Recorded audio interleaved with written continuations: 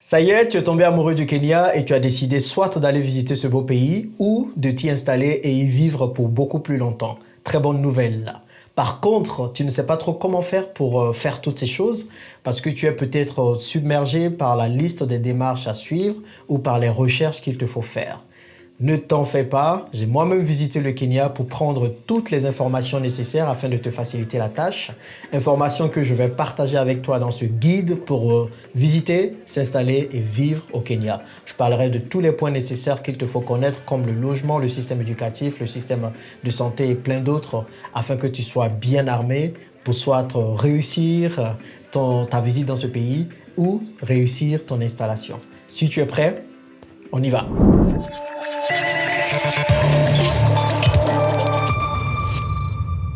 Si tu me découvres pour la première fois, je m'appelle Jean-Yves, je suis investisseur en Afrique depuis plusieurs années et ma passion c'est de voir le maximum d'Africains possible réussir tous leurs investissements.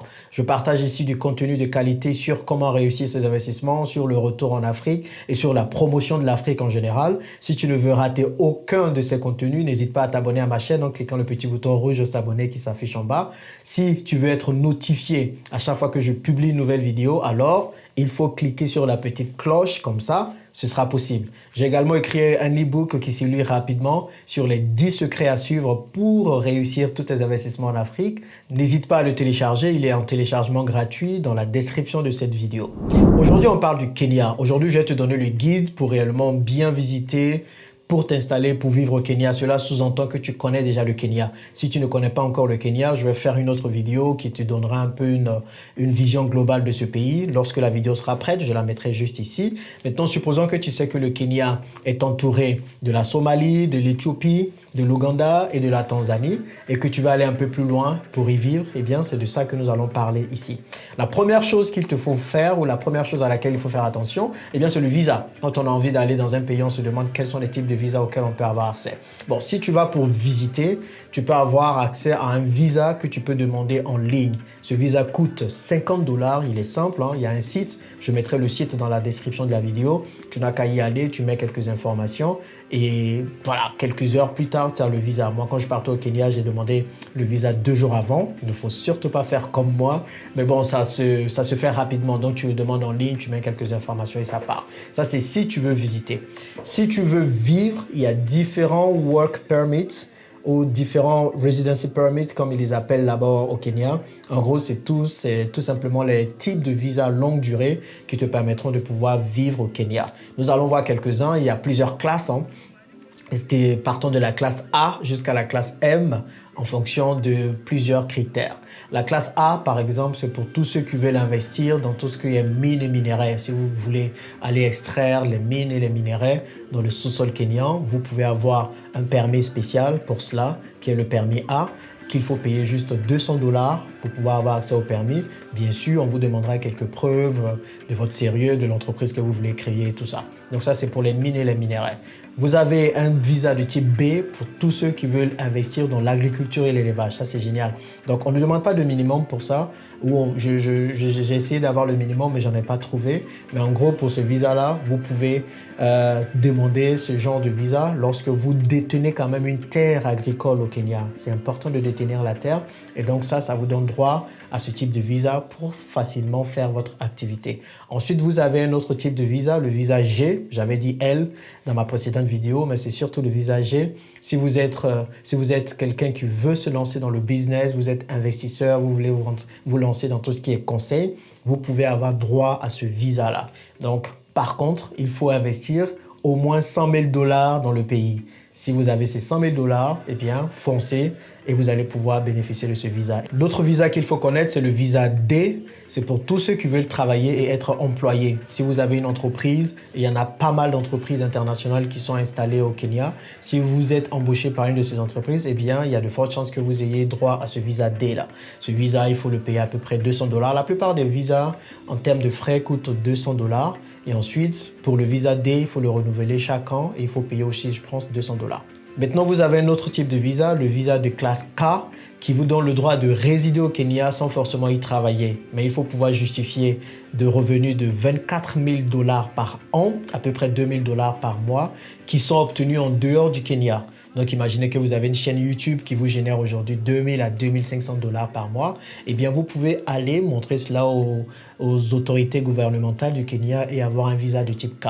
Le but, c'est d'attirer des gens pour que ces personnes viennent, dépensent, vivent sur place. Donc, ça, c'est un visa hyper intéressant. Moi, demain, si j'ai envie d'aller vivre au Kenya pour quelque temps, je montre juste tous mes revenus que j'ai en dehors du pays, tous mes investissements, mes business. Et du coup, ça me permettra de pouvoir y vivre sans forcément y travailler et avoir des business. Maintenant, si je veux avoir le visa de business, eh bien, je n'ai qu'à lancer un business pour avoir le visa attitré. De toutes les façons, toutes ces informations, je vais les mettre dans un guide. Lorsque le guide sera prêt, il sera aussi en téléchargement gratuit dans cette vidéo pour que vous puissiez savoir. Mais en gros, voilà les types de visas auxquels vous avez droit si vous voulez aller vivre au Kenya.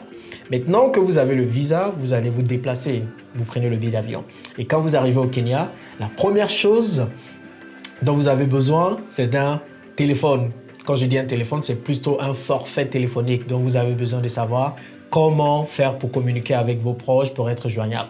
Donc, il y a 3 grands opérateurs mobiles au Kenya qui sont Safaricom, Airtel et Telcom. Safaricom est le plus cher, mais aussi le plus large, celui qui a le meilleur réseau. Donc, c'est celui que je conseillerais. Et surtout, si vous voulez utiliser M-Pesa, qui est la solution de paiement mobile qui est largement utilisée au Kenya. Franchement, vous allez même chez la vendeuse du marché, elle utilise M-Pesa. Vous imaginez combien c'est utilisé. Donc, si vous voulez pouvoir utiliser M-Pesa, c'est important de pouvoir être sur Safaricom. Donc, Safaricom, légèrement plus cher, mais qui vous offre quand même plusieurs opportunités. Et si vous voulez aller un peu moins cher, vous allez vers Airtel ou Telcom. Une puce au Kenya coûte seulement $1 et je vous invite vraiment que vous alliez pour visiter ou pour y vivre de prendre une puce dès votre arrivée. La communication ne coûte pas vraiment cher comme dans la plupart des pays africains. Donc vous payez la puce $1. Si vous voulez mettre un peu de crédit pour tout ce qui est prépayé, vous allez payer $2 pour avoir 2 gigas de données par exemple pour être beaucoup sur Internet et pour appeler à la minute. Donc ça ne coûte pas très cher. Donc avec $5, vous avez la puce, de la data et des minutes pour appeler. Donc ça, c'est au niveau du téléphone. Maintenant, une fois que vous avez le téléphone, il faut vous loger. Donc ça, c'est le troisième point que nous voyons. Pour vous loger, si vous êtes en visite, vous avez pléthore d'appartements, de villas ou d'options qui vous sont proposées. Il faut compter à peu près 30 à 50 dollars par nuit pour une chambre d'hôtel ou un Airbnb, un appartement.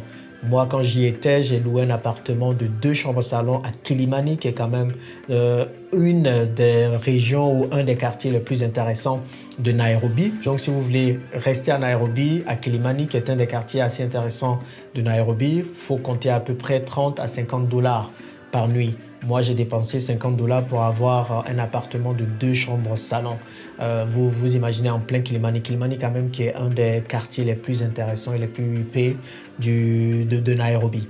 Maintenant, si vous voulez pouvoir y vivre beaucoup plus longtemps, vous avez différents quartiers intéressants où la diaspora kenyane, où les expatriés vivent. Vous avez Kilimani, vous avez Karen quand même, qui est un quartier très huppé où les chefs politiques ou les chefs gouvernementaux vivent également. Donc là-bas, c'est plus des villas. Il faut compter quand même un peu plus pour y vivre. Vous avez Lavington, vous avez aussi Runda, qui sont les quartiers très intéressants où la plupart des expats vivent, et bien sûr Kilimani, comme je viens de le dire. Donc, dans ces quartiers-là, si nous prenons Kilimani par exemple, il faut compter à peu près 500 à 600 dollars par mois pour avoir un appartement de 2 chambres-salon. Pour avoir des villas, il est plus intéressant de s'éloigner un peu plus du centre-ville de Nairobi, d'aller un peu plus dans les régions un peu reculées du centre-ville. Et là-bas, vous pourrez avoir, parfois pour le même prix, pour 600 dollars, vous pouvez avoir une villa de 3 chambres-salon. Ou pour 1000 dollars, vous avez une très bonne villa pour y vivre. Donc pour le logement, il faut compter à peu près ça. Je dirais entre 500 et 1000 dollars maximum par mois. Ça, c'est pour ceux qui veulent vivre au Kenya, à Nairobi principalement. Maintenant, si vous voulez acheter, il y a aussi des options d'achat comme un peu partout. Moi, je vous dis de ne pas construire. Pensez plutôt à acheter votre appartement, votre villa. Si vous voulez acheter un appartement, il faut compter à peu près 50 à 60 000 dollars pour un appartement de 2 chambres salon à Kilimani. Maintenant, si vous allez un peu plus loin, plus vous vous reculez, plus vous avez moins cher ou plus vous avez des surfaces plus grandes. Donc, c'est un peu ça le pari. Si vous voulez acheter une villa, il faut compter à peu près 80 à 100 000 dollars pour une villa dans un quartier un peu plus éloigné du centre-ville. Donc voilà pour ce qui est du logement. Bien sûr, si vous allez dans d'autres quartiers intermédiaires comme South to Be ou d'autres quartiers vraiment un peu plus reculés, vous allez avoir des options beaucoup moins chères. Mais je pense qu'en tant que personne qui veut être repatriée, qui vient de la diaspora, vous voulez vivre de façon un peu plus convenable. Donc dans un quartier, vous avez accès à pas mal de choses. Et Kilimani ou les autres quartiers un peu huppés que j'ai cités s'y prêtent bien. Après le logement, le prochain poste de dépense est bien sûr Internet. Aujourd'hui, Internet est incontournable dans nos vies. Et on a l'avantage au Kenya d'avoir quand même un réseau Internet pas mal. Il est plutôt bien, il faut le dire. Vous avez plusieurs compagnies également qui s'arrachent des différentes parts de marché. Vous avez Zuku, Safaricom également, et puis Airtel et d'autres compagnies. Voilà, si vous prenez Zuku par exemple, qui est un des leaders sur le marché, pour avoir à peu près 10 Mbps de niveau d'Internet de débit, il faut compter à peu près $25. Pour avoir un peu plus, il faut compter $50. Avec $50, vous avez 60 Mbps. Vous avez également Safaricom aussi qui fait quasiment dans le même prix et Airtel. Donc, vraiment, il est important de prendre le plus haut package. Si vous voulez prendre une connexion Wi-Fi, prenez le plus haut package parce que cela vous permettra de pouvoir avoir une bonne connexion. Et avec $100, vous pouvez avoir cela. Ça coûte quand même un peu cher, il faut se le dire. Si vous allez chez Safaricom, le plus haut package coûte à peu près $110. Donc pour $110, au moins, vous êtes sûr d'avoir une bonne connexion et de ne pas avoir des interruptions à tout moment. Ça, c'est très important. Maintenant, si vous allez dans des hôtels ou si vous allez dans des appartements, il faut bien faire attention à ce que votre appartement soit proche du routeur. Moi, j'ai fait cette erreur. Notre appartement, il était au 5e étage et malheureusement, le routeur, il était au rez-de-chaussée. Donc, le routeur n'arrivait pas jusqu'au 5e étage. Et il n'y avait qu'un seul routeur, ce que je trouvais dérisoire un peu. Donc, quand vous allez vouloir réserver vos différents appartements, il faut demander à la réception si vous pouvez avoir un appartement qui est proche du routeur. Sinon, à chaque fois, vous seriez obligé de descendre dans le lobby pour pouvoir travailler. Et surtout quand on est créateur de contenu, qu'il faut tout le temps mettre des vidéos sur YouTube et tout le reste, c'était quand même assez difficile. Donc, il faut faire vraiment attention à cela. Une fois que vous avez l'Internet qui marche bien, maintenant, il faut penser au transport. Le système de transport au Kenya est quand même plutôt développé. Je parle bien sûr de Nairobi. Si vous prenez Nairobi, vous avez ce qu'on appelle les matutu, qui sont des sortes de cars discothèques où vous avez souvent des écrans à l'intérieur, comment je peux appeler, des baffles et tout. Parfois, vous avez l'impression même d'être dans un nightclub ambulant. Eh bien, dans ce genre c'est le mode de transport qui est le plus utilisé par les Kenyans. Vous avez également les Uber qui marchent très bien dans ce pays. Moi, j'ai utilisé les Matutu une seule fois juste pour l'expérience, mais j'utilisais beaucoup plus les Uber, c'était beaucoup plus safe. Il faut comprendre que les Uber, la plupart sont de petites voitures quand même. C'est juste ça qu'il faut comprendre. Nous, on a eu un accident avec notre voiture. Elle était petite, j'ai eu peur quand même parce que c'était avec un gros camion. Maintenant, si vous voulez des voitures un peu plus luxueuses, que vous voulez dépenser un peu plus cher, je pense que vous avez aussi accès à cela. Donc, en plus des Matutu, vous avez les Boda Boda, qui sont des motos que les Kenyans utilisent vraiment beaucoup. Donc, si vous voulez vous déplacer rapidement, sans forcément attendre longtemps et passer par les petites voitures, vous pouvez prendre des Boda Boda. Pour un Boda Boda, il faut compter à peu près...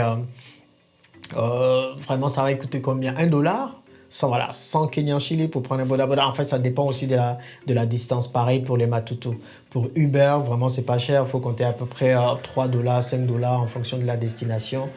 Si vous faites 10 minutes en Uber, par exemple, ça vous fait à peu près $5. Donc, voilà un peu ce qu'il faut avoir pour les transports. Il faut comprendre une chose, c'est que le trafic routier peut être parfois crazy, comme ils le disent. Il y a beaucoup d'embouteillages aux heures de pointe. Vous pouvez faire facilement 2 ou 3 heures pour une distance normalement qui ne vous prenait que 20-30 minutes parfois. Donc, il faut vraiment éviter les heures de pointe quand vous voulez sortir. Il faut bien vérifier que vous allez dans le sens contraire du sens dans lequel tout le monde vient. Comme ça, vous allez éviter les trafics. Nous, on a failli rater notre vol quand on partait à l'aéroport le jour de notre départ de Nairobi parce qu'on était tombé dans les heures de pointe.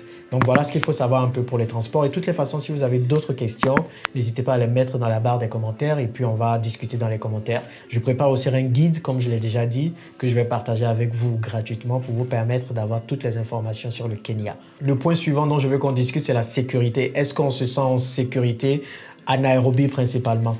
Je dirais que oui. Après, oui. Moi, quand j'y étais, je me sentais en sécurité. Quand on allait dans les malls, par exemple, dans les centres commerciaux, on était pas mal fouillés. Donc, voilà. on se sent en sécurité. Maintenant, c'est un peu comme partout.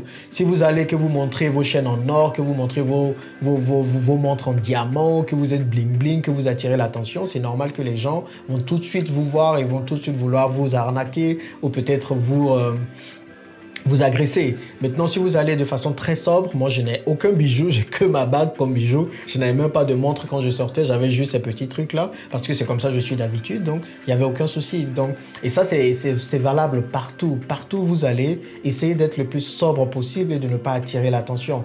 Maintenant, il faut éviter, même si Nairobi avait l'air un peu plus safe, d'être dehors à certaines heures. Moi, j'évitais d'être dehors après 21h, 22h. Il faut éviter aussi certains quartiers qui sont pour la plupart quelque peu dangereux. Donc, ce sont les conseils que je vous donnerais que vous vouliez vivre en Afrique du Sud, en Côte d'Ivoire ou un peu partout. Donc, je ne pense pas que le Kenya soit plus dangereux qu'ailleurs. Il y a souvent des histoires très insolites qu'on entend, mais je pense que c'est un peu comme partout. Il faut faire juste attention. Mais sinon, quand vous êtes dehors, le sentiment général, il n'y a pas forcément d'insécurité.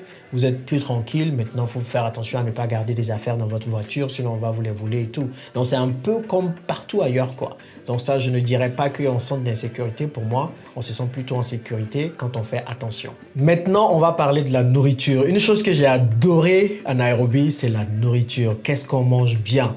On mange du bon nyama choma, qui est une sorte de chokuya ou de braisé de viande, et un bon ugali, qui est une sorte de pâte à base de maïs. Franchement, c'est les deux repas qu'on a beaucoup plus mangé, mais c'est varié. Il y a plusieurs autres repas, le riz pilao, le kideri et pas mal d'autres plats qu'on peut facilement manger là-bas. Pour la nourriture, bon, comment est-ce que je peux l'expliquer? Bon, en fait, vous avez des ingrédients ou des aliments qui sont un peu la référence pour comparer un pays ou une ville à un autre. C'est souvent le pain, le lait et les œufs. Si vous prenez le pain avec 50 centimes de dollars, vous avez le pain. En France, c'est à peu près $1 aujourd'hui ou €1. Donc, vous voyez tout de suite que le Kenya est peut-être 2 fois moins cher que la France. Si vous prenez le lait, c'est pareil, il faut compter aussi 50 centimes pour le lait. Et si vous voulez acheter des œufs, les œufs, c'est seulement 10 centimes de dollars. Si on vous vend le lait, et si on vous vend les œufs plus de 10 centimes ou 12 centimes l'unité, c'est qu'on vous a arnaqué. Donc, pour bien manger, peut-être au petit-déj comme ça, il faut compter à peu près $3.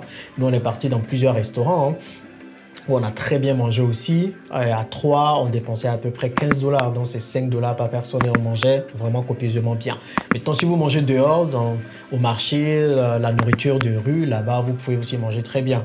Si vous prenez 1 kilo de viande, ça vous fait à peu près $8. Donc, pour manger copieusement, j'ai envie de dire, il faut prévoir par personne. Si vous prenez 5, il faut prévoir à peu près $15 pour manger. Maintenant, je dirais $20 par jour. Avec $20 par jour, par personne, vous mangez bien.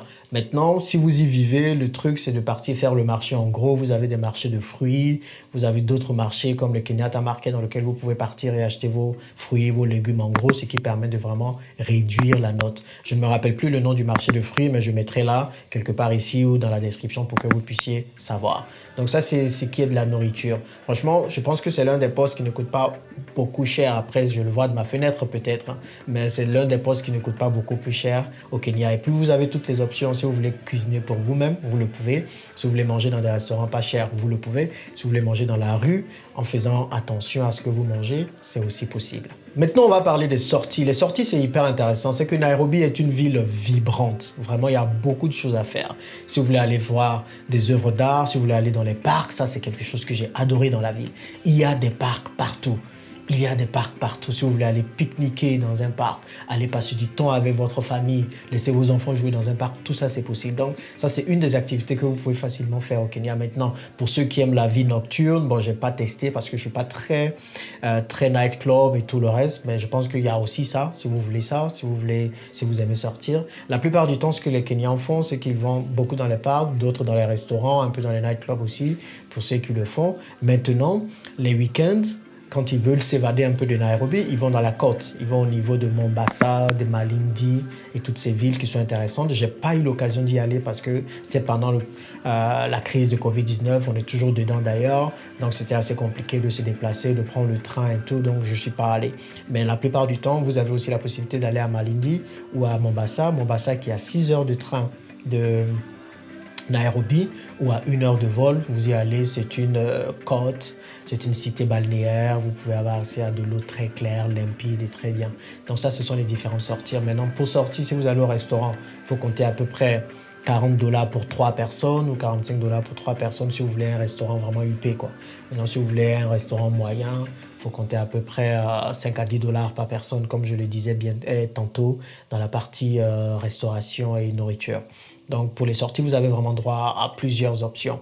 On ne s'ennuie pas à Nairobi ou au Kenya en général, il y a beaucoup de choses à faire. Et là, je vois les parents comme moi se demander, mais Jean-Yves, qu'en est-il de l'école? Comment ça se passe? Faut comprendre que le système éducatif kenyan est l'un des plus performants en Afrique. Il a été nommé le système le plus performant éducatif en Afrique par la World Forum Economic ou la World Economic Forum en 2017. En 2018, la Banque mondiale l'a aussi nommé comme l'un des systèmes les plus performants en Afrique, sinon le système le plus performant en Afrique. Et même en 2019, il y a un professeur de sciences qui a été nommé le meilleur professeur du monde. Il a gagné un prix de $1 million parce qu'il partageait 80% de ses revenus, de son salaire, pour que d'autres enfants des régions les plus pauvres et reculées du Kenya puissent aller à l'école. C'est pour vous montrer le dévouement de certains d'entre eux. Donc, pour les écoles, vous pouvez trouver tous les types d'écoles que vous voulez, que ce soit du système britannique, système français, même système kenyan, ça marche très bien. Et il faut compter à peu près 3000 environ par an pour emmener vos enfants à l'école. Sinon, plus si vous les emmenez dans des écoles privées. Vous avez aussi des écoles publiques, mais elles sont parfois quelque peu saturées pour la plupart. Et quand on est expatrié ou quand on vient d'un autre pays, on vient envoyer nos enfants dans des écoles privées. Donc, si pour une école privée, il faut compter à peu près $3000 par an ou un peu plus. Et le dernier point que nous allons aborder, c'est le système de santé. C'est un système assez développé comparé aux autres pays africains. Il faut compter plusieurs hôpitaux et plusieurs cliniques privées comme de Lancet Clinic, la clinique où je suis allé faire mon test de Covid-19 quand j'étais à Nairobi. Donc, mais si vous voulez y vivre, je vous conseille vraiment d'avoir une assurance maladie. Là-bas, il y en a pas mal. Je mettrai la liste des différents assureurs dans la description de la vidéo. Il faut compter à peu près $200 à $300 par an pour avoir une assurance correcte qui va couvrir les soins basiques, les soins optiques, les soins dentaires. Et je pense que c'est principalement ça. Donc, et les soins de maternité également. Voilà, c'est ce que je perdais. Donc, avec $200, $300, parfois jusqu'à 500 en fonction de l'assurance que vous prenez par an, $500 par an, vous pouvez facilement être bien couvert et vivre en toute sécurité quand il s'agit des soins médicaux au Kenya. Bon, voilà, c'est beaucoup d'informations que j'ai partagées avec vous. J'espère que je ne vous ai pas perdu. De toutes les façons, je vais sortir un guide pour mettre tout ça sur papier pour vous permettre de les avoir, toutes ces informations écrites quelque part. Vous avez compris, ce genre de vidéo prend beaucoup de temps, le fait de se déplacer au Kenya, de faire tout ça. Et donc, je vous demanderai une petite chose, si vous l'avez apprécié, si vous avez tiré de bonnes informations, c'est tout simplement de partager la vidéo à tous ceux et toutes celles qui pourraient être intéressés par elle, afin de permettre vraiment à la chaîne de se faire connaître et aussi de pouvoir aussi faire connaître le Kenya à plusieurs personnes, parce que je suis convaincu qu'il y a des personnes qui ne savent pas toutes ces informations, qui sont un peu perdues, qui ne connaissent même pas le Kenya. Donc c'est de votre responsabilité de partager la vidéo, et si vous avez des questions, vous savez où me trouver dans les commentaires. Merci de m'avoir suivi et on se retrouve dans la prochaine vidéo.